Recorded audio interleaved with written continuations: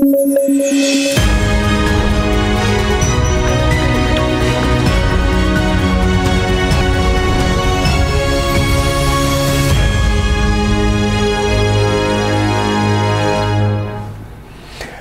वालेकुम। प्रोग्राम सहाफ़ी में आज एक बार फिर एक बड़े सियासी साबिक़ वज़ीर-ए-आज़म पाकिस्तान जनाब शाहिद खाकान अब्बासी हमारे साथ मौजूद हैं। अब शाहिद खाकान अब्बासी साहब का तारुफ सिर्फ साबिक़ वज़ीर-ए-आज़म नहीं बल्कि एक नई जमात जो जल्द ही लॉन्च होने जा रही है 6 जुलाई को। शाहिद खाकान अब्बासी साहब आपकी जमात अवाम पाकिस्तान के नाम से अब तो उसके जमात है जिसका बिल्कुल उसके आप रहनुमा कहा जा सकता है। अभी इलेक्शन तो होने हैं उस पार्टी में और जाहिर बात है उसका एक लीडर भी चुना जाएगा और मोस्ट प्रॉब्ली आप होंगे या जो भी है, लेकिन क्या तरीक़ाकार क्या होगा उसका? तरीक़ाकार हमने ये रखा है, एक आइन बनाना पड़ता है, हमने ये तरीक़ाकार रखा है उसके अंदर की एक ऑर्गेनाइजिंग कमेटी होगी जो फाउंडिंग मेंबर्स पर मुश्तमिल होगी। कुछ लोग और वो ऐड कर लेंगे, वो 1 साल तक उनका मुद्दत है कि पार्टी को ऑर्गेनाइज कर लें। ठीक है, तो ये वो काम करना शुरू कर। इसका मतलब अगर 1 साल के दौरान इलेक्शंस हो गए तो उसमें आप शामिल नहीं हो सकेंगे? नहीं, अब वो आप फैसला कर लें, जमात तो मौजूद है ना। हाँ, वो तो ऑर्गेनाइजेशन जमात की बनती है ना। ठीक है, मतलब अभी आइन नहीं बना पार्टी का कोई आज सच? वो आइन बन गया है। अच्छा, सबमिट भी है। उसमें कितने क्या मुद्दत है? इलेक्शंस कब होंगे? क्योंकि इलेक्शन हर 3 साल बाद होंगे। अच्छा, और टर्म लिमिटेशन है 2 कंसेक्यूटिव टर्म्स की, सवाई सदर के उसकी जो है टोटल 2 टर्म्स हैं, वो 2 टर्म से ऊपर नहीं जा सकता। वो जो सदर है बाकी ये है कि 2 कर लें, फिर 1 टर्म ना हो, फिर उसके बाद आ सकते हैं, सदर वापस नहीं आ सकते, 2 टर्म बस। मगर भाई साहब, आमतौर पे जो सियासी जमात होती है उसको तो जीतने वाले उम्मीदवार चाहिए होते हैं, बड़े सियासतदान, बड़े नाम, इलेक्टेबल्स जिनको कहते हैं। तो आपकी जमात में क्या कोई ऐसे इलेक्टेबल्स भी होंगे या आपको ज्वाइन करने जा रहे हैं? देखिए, सिर्फ इलेक्टेबल होना क्वालिफिकेशन नहीं है।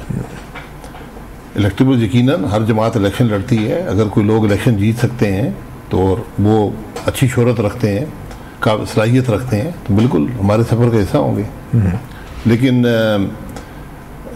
जिन लोगों के बारे में शक शुबा है अवाम को, जिनकी सलाहियत नज़र नहीं आई, तो हर कीमत पर आप कम से कम, हमारी ये कोशिश है कि लोग ऐसे हों जो कंट्रीब्यूट कर सकें। कंट्रीब्यूट से मुराद मुल्क के लिए फाइनेंशियली या पॉलिटिकली? नहीं, मुल्क के लिए काम कर सकें, मुल्क के लिए काम कर सकें। और उसमें हमारे साथ जो आज लोग शामिल हैं, जो हमारे साथ खुद राब्ता करके शामिल हुए हैं, उनमें अक्सरियत उन लोगों की है जो आज सियासत में नहीं है, लेकिन वो अपने शोबा ज़िंदगी में एक सलाहियत रखते हैं, एक नाम रखते हैं। मतलब टेक्नोक्रेट्स हैं, बेसिकली एक्सपर्ट हैं अपनी फील्ड के, अपने काम जानते हैं और मुल्क का दर्द रखते हैं। आज ऐसे लोग आपको बहुत से मिलेंगे जो सियासत का हिस्सा कभी नहीं रहे, सियासत से दूर रहते थे, अक्सर वोट भी नहीं डालते थे, लेकिन वो आज कहते हैं यार कि हमारा मुल्क मुश्किल में है, हम इसके लिए कंट्रीब्यूट करना चाहते हैं। तो ये एक किस्म का कंसल्टेंट्स और टेक्नोक्रेट्स की एक फर्म होगी या सियासी जमात होगी? क्योंकि सियासी जमात के लिए तो अपनी सलाहियतों से आगे बढ़ के भी कोई चीज़ चाहिए होती है, आवाम के साथ राब्ते और ग्रास रूट्स के ऊपर ऑर्गेनाइज करना पार्टी को। तो ये क्या, ये बड़े नाम एक्सपर्ट्स टेक्नोक्रेट्स के तो होंगे, क्या इससे पार्टी चल पाएगी? हर किस्म के लोग होंगे ना, सिर्फ टेक्नोक्रेट होना जुर्म नहीं है, सिर्फ इलेक्टेबल होना जुर्म नहीं है। लोग होंगे जो कंट्रीब्यूट कर सकें। आपने इलेक्शन भी लड़ने हैं, आपने ग्रास रूट पे भी जाना है, ग्रास रूट से पार्टी बनेगी, ऑर्गेनाइजेशन ग्रास रूट से होगी, ऊपर से नहीं आएगी कि मैं आज 20-40 बंदे इकट्ठे कर लूँ जिनको मतीउल्लाह जान साहब कहेंगे ये बड़े इलेक्टेबल हैं, ये इलेक्शन लड़ते रहे हैं, कुछ जीते हैं, कुछ हार गए हैं। तो सिर्फ वो क्वालिफिकेशन नहीं है, और सिर्फ टेक्नोक्रेट होना कोई डिस्क्वालिफिकेशन नहीं है कि अगर आज क्या कमी है मुल्क के अंदर। आप आज, मैं हकीकत से आपको कहता हूँ, आप सबको जानते हैं, आज 3 आदमी काबीना आप नहीं बना सकते मुल्क में, सलाहियत ही नहीं रही।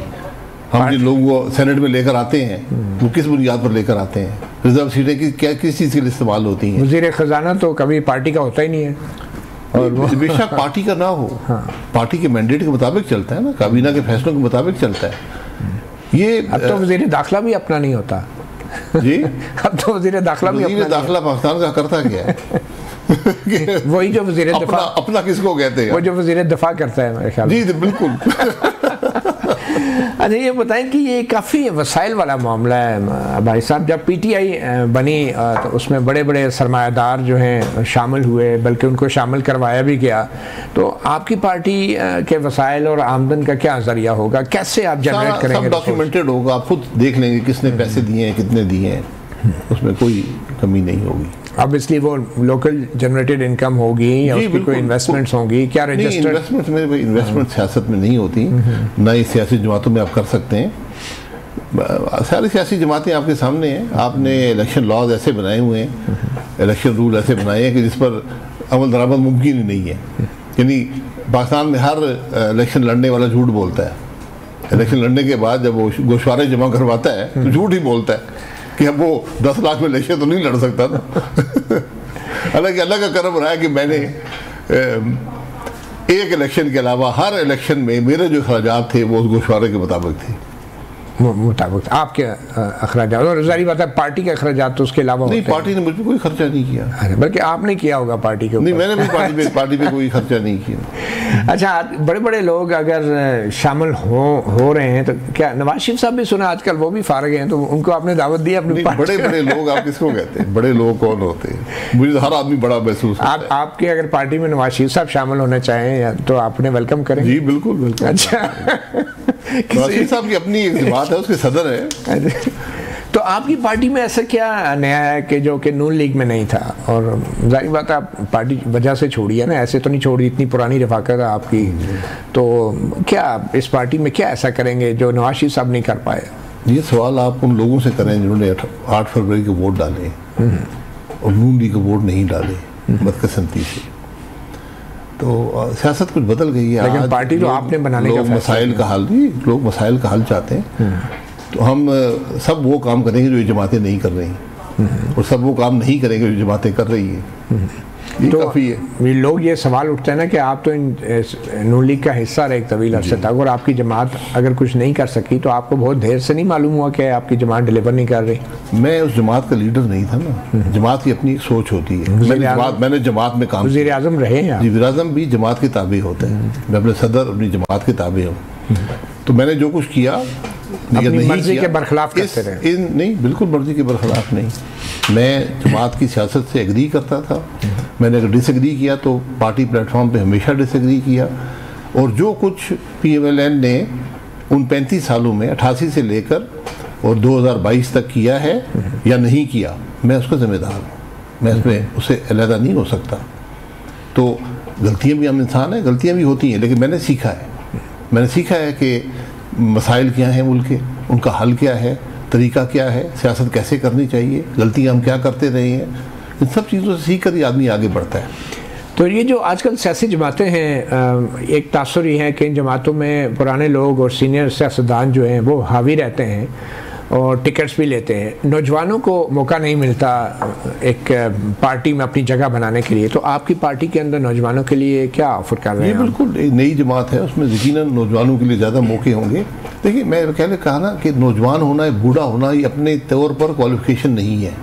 आपकी क्या सलाहियत है, आप क्या लेकर आते हैं, आप कितनी मेहनत करेंगे, सियासत में कैसे आप एंट्री करेंगे, ये ज़रा हर एक का अपना तरीका, अपना सफ़र होता है। मेरा कभी सियासत का ख्याल नहीं था ज़िंदगी में, लेकिन हालात ऐसे पैदा हो गए कि मैं आज आपके सामने बैठा हूँ 35 साल के बाद।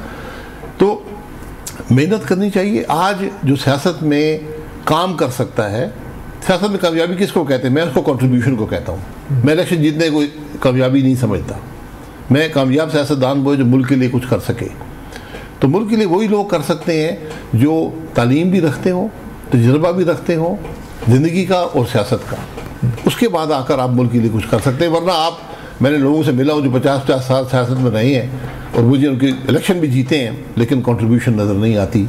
मुल्क के लिए उनका कोई उन्होंने कुछ दिया नहीं है। तो नवाज शरीफ साहब की मुल्क के लिए कोई कंट्रीब्यूशन नहीं है? नवाज शरीफ की बहुत सी कंट्रीब्यूशन है, बहुत सी कंट्रीब्यूशन है।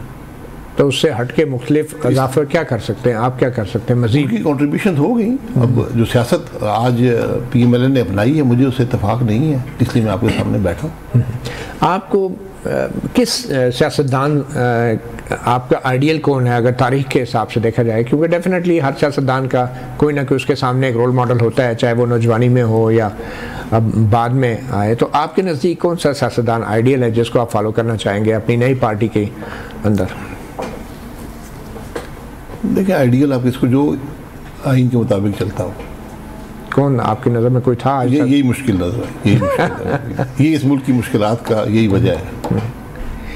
तो नौजवानों की जब बात हम कर रहे हैं तो क्या स्टूडेंट यूनियंस को आप बहाल करना चाहेंगे? जी, स्टूडेंट यूनियन बहाल होनी चाहिए, सियासी प्लेटफॉर्म से नहीं, सियासी मकासद के लिए इस्तेमाल ना हो। सियासी मकासद गलत चीज़ है वैसे, सियासत मैंने वो देखी, आपने भी देखी है, आप भूल जाते हैं कि क्या होता था पंजाब यूनिवर्सिटी में, क्या होता था यूईटी के अंदर, क्या होता था दूसरे कराची यूनिवर्सिटी में, भुट्टो दौर की बात जब उससे पहले भी, जब स्टूडेंट पॉलिटिक्स मनफी हो जाए, दुनिया में स्टूडेंट पॉलिटिक्स होती है, आप आइडियोलॉजी की बात कर सकते हैं, लेकिन जब आप आकर यूनिवर्सिटी के अंदर एक पॉलिटिकल माहौल क्रिएट करके वो उसको जंग में तब्दील कर दें, आप हॉस्टलों पर कब्जे कर लें, आप एग्जामिनेशन सेंटर पर कब्जे कर लें, दाखिले आपकी मर्जी के मुताबिक हों, टीचर आपसे भागते फिरते हैं।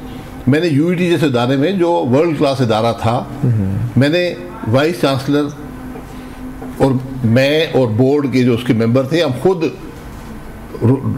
भागे हैं मीटिंग छोड़कर, उसके सिंडिकेट की मीटिंग छोड़कर नाले को अबूर करके जाके हमने अपनी जान बचाई। तो ये जो है, इसका एक बैलेंस क्रिएट करना ज़रूरी है। मकसद क्या है स्टूडेंट पॉलिटिक्स का? उनको तैयार करना है या उनको ये तरबियत देना है जो हम देते रहे हैं? दूसरा मसला आपका ये पैदा हो गया, मैं बिल्कुल स्टूडेंट पॉलिटिक्स के हक में हूँ, ये होनी चाहिए। अब ज़्यादा जो स्टूडेंट्स हैं वो प्राइवेट यूनिवर्सिटीज़ में हैं, वो चाहेंगे या नहीं चाहेंगे ये उनकी मर्जी है कि इजाज़त दें। असूली तौर पे आप क्या समझते हैं? होनी चाहिए, लेकिन यूनियन तो वैसे भी एक कानूनी हक नहीं है, शहरियों का आइन देता है, राइट टू एसोसिएशन आर्टिकल 17 है, तंजीम साजी का हक है, तो ये बुनियादी हक नहीं है, चाहे वो प्राइवेट इदारे हैं चाहे पब्लिक सेक्टर है। मैं आपके टीवी स्टेशन पे आके ये काम नहीं कर सकता हूँ, मुझे बाहर इजाज़त है, मेरा आइनी हक है, लेकिन आप एक इदारे का अगर हिस्सा हैं, वो इदारे अपने रूल्स बना सकता है। मैं यकीनन स्टूडेंट पॉलिटिक्स होनी चाहिए, ये एक तजर्बा है जो आप जब 76 साल बाद शुरू होगा। स्टूडेंट नहीं, 76 साल में पहले भी आप करते रहे, उससे सबक हासिल करने का हुआ क्या था, मसला क्या पैदा हुआ था। तो ये ज़रूरी है, ये तरबियत का हिस्सा है। आप मानते हैं कि स्टूडेंट यूनियंस जो हैं ना होने की वजह से आज पाकिस्तान की सियासत का भी बुरा हाल है और सियासतदान भी नहीं पैदा हो रहे हैं और लीडरशिप सामने नहीं आ रही? यूनियंस होती भी तो आपका यही हशर होता। अच्छा, क्योंकि अपने ज़मीर बेच दिया ना, हमने आइन को आइन नहीं माना। तो जैसा यूनियन पे पाबंदी लगी है, तो इस तरह तो सियासी जमातों पर भी पाबंदी लगा दें कि बड़ा तशद्दुद लगती थी, नहीं आप होना चाहिए वैसे। ये क्योंकि यूनियन का कसूर तो नहीं होगा इसमें, ऑब्वियसली ये तो लॉ एंड ऑर्डर की सिचुएशन है, गवर्नेंस के मामलात हैं, ये कमज़ोरी है। अगर तशद्दुद होता है यूनिवर्सिटीज़ में या कॉलेजेस में, तो इसमें यूनियंस का तो कोई कसूर नहीं है। जब यूनियन ही कर रही हो फिर क्या होगा? मसला तो ये पैदा होता है ना, मकसद, एक यूनियन का मकसद होना चाहिए। पर आपके नज़दीक ये है कि होनी चाहिए, लेकिन बिल्कुल होनी चाहिए, मकसद होनी चाहिए, एक मकसद हो ना, तरबियत मकसद होता है ना। चलें आपकी पार्टी के काफ़ी हद तक एक नज़रिया या सोच तो सामने आ गई। एक छोटी सी ब्रेक लेते हैं। हमारे साथ मौजूद हैं अवाम पाकिस्तान, एक नई सियासी जमात पाकिस्तान के सियासी उफक पे नमूदार हुई है, उसके रहनुमा जनाब शाहिद खाकान अब्बासी।